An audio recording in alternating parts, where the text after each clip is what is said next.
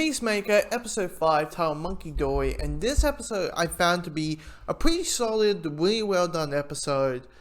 I kind of preferred last week's episode mainly because you had all that heart, all that emotion, all that character development with the vulgar and the humor and all the stuff that the show is heavily on, but you had those character moments and kind of had Peacemaker, the title character, as more of a character than just saying fuck all the time or saying vulgar things. It just felt like he was doing it for the sake of it. With this episode, you have some of that. You know, you have the aftermath of last week's episode, and a little bit of character development with this, with the ending, like the last 10 minutes. But I mean, I wouldn't lie, the biggest laugh I had in this episode was probably the Kite Man thing. Just because it's Kite Man. But hey, I'll do all the heavy lifting, so you don't have to break a nail. It'll be a breeze. Breeze. Yep. It's because my powers are wind-based. You don't have powers. You just have a kite like every kid in every park across the world. And she doesn't want to do a heist with you because you're stupid! Do you think I'm stupid? I mean, don't you? What you have here, like what it is the episode where, okay, the team, this is called Team Peacemaker. Let's borrow the Arrowverse for a second. Team Peacemaker. As this is when they become a team, where they get along, they do a mission, it's successfully, they have, put all their errors aside, they work as a team. And as that episode, it does well. It does really, really well, where you have the Under Siege. I really like how they deal with the butterflies and how they kind of treat the butterflies like vampires. Not vampires, zombies. Because this episode is highly zombified, where you have like, what if zombies leapt? What if zombies leaped? You know? They do that noise, like we know zombies to do, but, what if they leaped? Because you have the cage thing, you have like, two characters are walking, close the gate, and they're tearing it apart, or their hands are reaching in, and, we saw a monkey, or sorry, a gorilla. I would say that must be Guava, and it's like, no, that's Charlie the gorilla.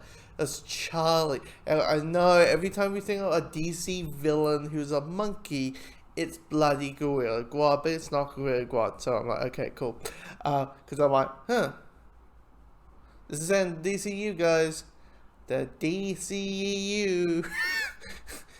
And there's a DCU movie coming up with the Flash, and Gorilla Grodd is a Flash villain. But no, it's not Gorilla Grodd. But it is basically, hey, the team teams up again. But all the stuff with Peacemaker and how basically all that vulgar, him basically being a dick to everyone, is a coping mechanism of, I don't want people to see my true self. I don't want people to see who I am inside. So I just like, fuck you, dickweed, or, say vulgar things, or he's into hardcore, which is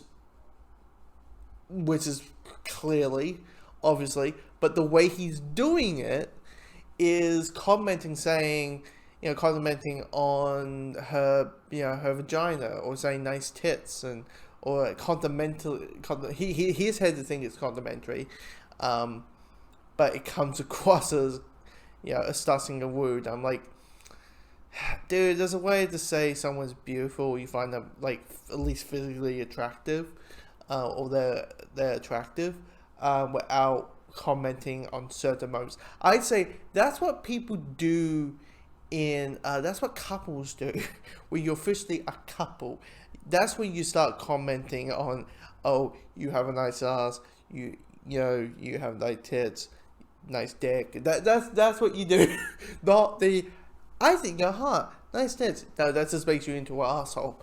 But yeah. By the way, has anyone tried that? Probably Wum or whiskey with a non-stocked egg, a non-cooked egg, and with a little bit of pepper. Has anyone tried that? Because that looks foul, absolutely foul and disgusting. uneagerly. He's like, I just want to make you feel better, so I'm going to kill this animal. But yeah, this episode's good, fine, the X-ray vision. I won't lie with last week with the cliffhanger. I kind of, like, I wasn't that big surprised, just because I kind of felt like something like this would kind of happen to a character like that with the big cliffhanger, and I was like, okay, yeah, I wasn't expecting much, but it's like, okay, but it's a good episode, and I enjoyed it, but I did prefer last week a little bit more.